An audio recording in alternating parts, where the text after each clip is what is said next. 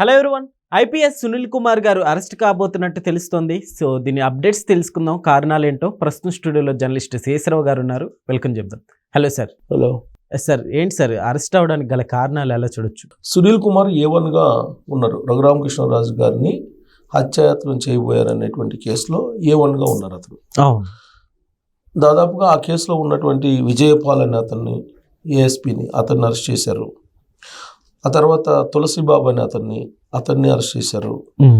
ఆ రోజున custodial torture పెట్టారు అనేది అభియోగం. సిఐడి చీఫ్గా ఉన్నారు సునీల్ ఐపీఎస్. ఆయన సిఐడి చీఫ్గా ఉన్నప్పుడు రఘురామకృష్ణరాజు గారిని హైదరాబాద్ నుంచి అరెస్ట్ చేసి ఆంధ్రప్రదేశ్లో ఉన్నట్టు విజయవాడకి తీసుకెళ్ళి అక్కడ సిఐడి ఆఫీస్లో ఒక గదిలో పెట్టి ఆయన మీద అత్యాయత్నం చేశారు అనేది కేసు. దానికి సంబంధించి గుంటూరు నగరంపాలెం పోలీస్ స్టేషన్లో కేసు నమోదు అయ్యింది. రఘురామకృష్ణరాజు గారు కంప్లైంట్ ఇచ్చారు. ఆ కంప్లైంట్ని బేస్ చేసుకొని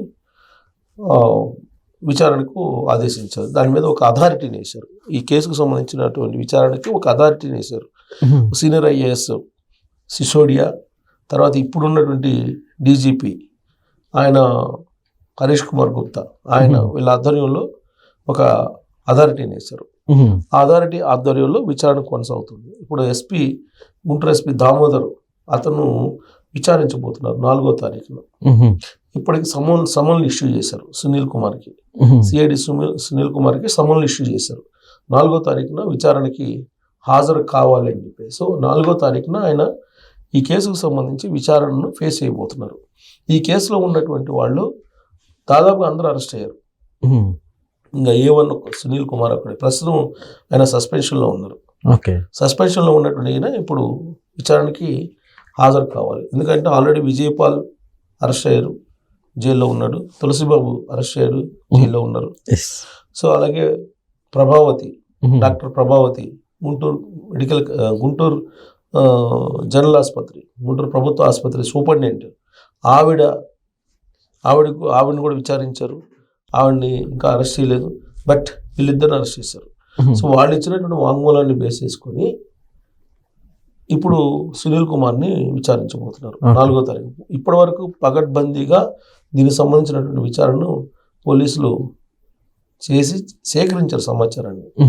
సో విజయపాల్ ఇచ్చిన సమాచారాన్ని, ప్రభావతి ఇచ్చిన సమాచారాన్ని, వీటన్నిటి తులసిబాబు ఇచ్చిన సమాచారాన్ని, తులసిబాబు వీళ్ళు ఇచ్చిన దాన్ని బేస్ చేసుకుని విచారించబోతున్నారంటే ఫైనల్గా విచారించబోతున్నారని చెప్పి అనుకోవచ్చు. ఓకే, అంటే అన్ని కేసు అంతా అయిపోయింది, ఒక కొలిక్కి వచ్చింది విచారణ.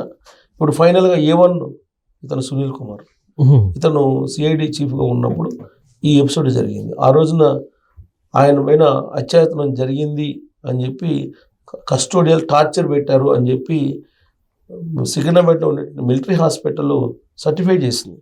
కానీ గుంటూరు ప్రభుత్వ ఆసుపత్రిలో ఉండే సూపరింటెండెంట్ మాత్రం 3rd డిగ్రీ ప్రయోగించలేదు, కస్టోడియల్ టార్చర్ జరగలేదని చెప్పేసి ఇచ్చారు. దాన్ని సవాల్ చేస్తూ రఘురామకృష్ణరాజు గారు ఈ సికింద్రాబాద్లో మిలిటరీ హాస్పిటల్కి కోరితే, అప్పుడు వాళ్ళు ఇచ్చినటువంటి సర్టిఫికేట్ ఏంటంటే ఈయన మీద కస్టోడియల్ టార్చర్ జరిగింది, ఈయన 3rd డిగ్రీ ప్రయోగించారు అనేది సర్టిఫికేట్ ఇచ్చారు. ఈ సర్టిఫికేట్స్ని తీసుకెళ్ళి ఢిల్లీలో ఆ రోజున స్పీకర్గా ఉన్నటువంటి ఆయన స్పీకర్కి, లోక్సభ స్పీకర్కి అందజేశారు. అలాగే ఆయన హైకోర్టు నుంచి సుప్రీంకోర్టు దాకా న్యాయ పోరాటం చేస్తూనే ఉన్నారు. రఘురామకృష్ణరాజు గారు ఇవాళకు కూడా ఈ కేసుని విచారణని ఏకాంతం చేయండి, ఎవరైతే అత్యాచారం చేశారో వాళ్ళ మీద శిక్ష వేయాలి అని చెప్పేసి ఆ సెక్షన్స్ ఏవైతే నమోదు చేశారో ఆ కేసుకు సంబంధించి వాటిలో నాన్ బెయిలబుల్ సెక్షన్స్ ఉన్నాయి, బెయిలబుల్ సెక్షన్స్ కూడా ఉన్నాయి. సో నాన్ బెయిలబుల్ సెక్షన్స్ కింద ఇప్పుడు సునీల్ కుమార్ని అరెస్ట్ చేసేటువంటి అవకాశాలు లేకపోలేదనేది క్లియర్గా ఆ కేసు గురించి బాగా అబ్జర్వ్ చేస్తున్నటువంటి వాళ్ళు అభిప్రాయపడుతున్నారు. ఇదే సమయంలో ఆయన పొలిటికల్ యాంగిల్లో మాట్లాడుతున్నాడు. పొలిటికల్ యాంగిల్లో మాట్లాడి దీనికి మళ్ళీ దళిత కార్డుని యాడ్ చేసేసి ఆ దళిత కార్డు ద్వారా సేఫ్ కావాలని ప్రయత్నం చేస్తున్నారు. ఈ కేసులో విజయపాల్ అనే అతను ఏఎస్పీ, అతను విచారణ అధికారి, ఏఎస్పీ అతను కూడా దళిత కార్డుని ప్లే చేశారు. అంటే ఎస్సీలు కాబట్టి ఈ విధంగా మా మీద కేసులు పెట్టి మమ్మల్ని విచారిస్తున్నారని చెప్పేసి ఇలాంటివి సేవ్ చేస్తే అంటారు సార్. ఇలాంటి కామెంట్స్ కావచ్చు ఇప్పుడు సునీల్ గారు చేసినవి. అంటే సెక్షన్లకి ఇప్పుడు ఇండియన్ పీనల్ కోడ్లో ఎస్సీలకు ఒక చట్టం, తర్వాత ఓసీలకు ఒక చట్టం, నేరస్తులకి అలా ఉండదు. అభియోగాలు ఎదుర్కొంటున్నటువంటి వాళ్ళకి ఒకవేళ కరప్షన్ చేశారనుకోండి, కరప్షన్కి సంబంధించి ఎస్సీ కరప్షన్ చేశాడా, బీసీ కరప్షన్ చేశాడా, లేదా ఓసీ కరప్షన్ చేశాడా అనేది ఉండదు. కరప్షన్ అనేది కరప్షన్ ఎవరు చేసినా, దానికేం కులాలు మతాలు ప్రాతిపదిక ఏమి ఉండదు. రాజ్యాంగంలో అలాంటి వెసులుబాట్లు ఏమి లేవు. అలాగే ఇప్పుడు సునీల్ కుమార్ గారి విషయంలో కూడా ఆయన దళితులు అయినంత మాత్రాన, దళిత ఐపీఎస్ అయినంత మాత్రాన ఆయన ఏమి ఈ నేరం నుంచి తప్పించుకునే వెసులుబాటు న్యాయ వ్యవస్థ కల్పించలేదు. జ్యుడిషియరీలో ఎక్కడ లేదు. జ్యుడిషియరీలో ఎక్కడ కూడా ఒక అభియోగం ఉన్నప్పుడు ఆ అభియోగాన్ని ఎదుర్కొంటున్నటువంటి వాళ్ళు ఏ కులము ఏ మతం అనే ప్రాతిపదికన మీరు విచారించాలనేది ఎక్కడా లేదు. కానీ దళిత కార్డును ఉపయోగిస్తున్నారు. విజయపాల్ ఉపయోగించారు, సునీల్ కుమార్ గారు ఉపయోగిస్తున్నారు. ఈ కేసులో ఉన్నటువంటి వాళ్ళు అనేక రకాల ఈ ఇద్దరు కీలకమైనటువంటి వాళ్ళు. వీళ్ళు దళిత కార్డును ఉపయోగించేసి ఇప్పుడున్నటువంటి ప్రభుత్వాన్ని ఏదో ఒక రకమైనటువంటి బదనాం చేయడం ద్వారా ఈ కేసు విచారణని స్లోగా చేయాలి, లేదంటే అరెస్ట్ నుంచి తప్పించుకోవాలనేటువంటి ఒక ప్రయత్నం జరుగుతున్నట్టు ఆయన మాటల ద్వారా అర్థమవుతుంది. లేదంటే ఆల్ ఆఫ్ సడన్గా ఆయన చేసినటువంటి వ్యాఖ్యలు, పొలిటికల్ వ్యాఖ్యలు ఏదైతే ఉన్నాయో అవి ఇప్పుడు ఎందుకు చేయాల్సి వచ్చింది అసలు? ఇప్పుడు కేసు 4వ తారీఖున, డిసెంబర్ 4వ తారీఖున విచారణకు రమ్మని సమన్లు ఇచ్చారు. సమన్లు ఇచ్చి కూడా 2 days అవుతుంది. 4వ తారీఖు రమ్మని చెప్పి. సో ఆయనకి తెలుసు ఈ కేసులో ఏం జరుగుతుందో తెలుసు. ఎందుకంటే ఐపీఎస్ ఆయనకి తెలుసు ఈ కేసులో ఏం జరుగుతుంది, ఈ కేసు విచారణ ఎంతవరకు వచ్చింది, ఈ అథారిటీ చేసినటువంటి వాళ్ళు ఐఏఎస్ ఐపీఎస్ ఉన్నారు, వాళ్ళు ఎంత సీరియస్గా దీనికి సంబంధించినటువంటి పర్యవేక్షణ చేస్తున్నారు, సుప్రీంకోర్టులో ఏమైంది, హైకోర్టులో ఏమైంది ఆయనకి తెలుసు. ఇప్పుడు ఆల్రెడీ సునీల్ కుమార్ మీద చర్యలు తీసుకోమని చెప్పేసి గతంలోనే సుప్రీంకోర్టు కేంద్ర ప్రభుత్వం కూడా చెప్పింది. కేంద్ర ప్రభుత్వం చెప్పింది అనేక సందర్భాల్లో సునీల్ కుమార్ మీద చర్యలు తీసుకోమని చెప్పి.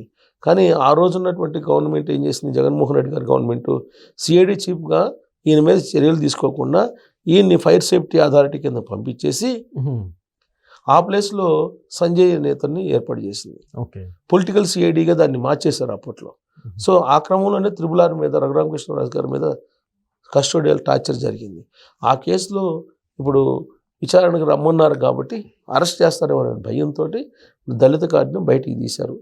మరి ఆ దళిత కార్డును బయటికి తీసినంత మాత్రాన ఈ సేవ్ అవుతారా సునీల్ కుమార్ గారు అని అంటే, ఇన్ కేసు దళితుడు కాబట్టి అరెస్ట్ చేయకపోతే ఈ గవర్నమెంట్ బదనాం అయ్యేటువంటి అవకాశం లేకపోలేదు. Okay sir, thank you.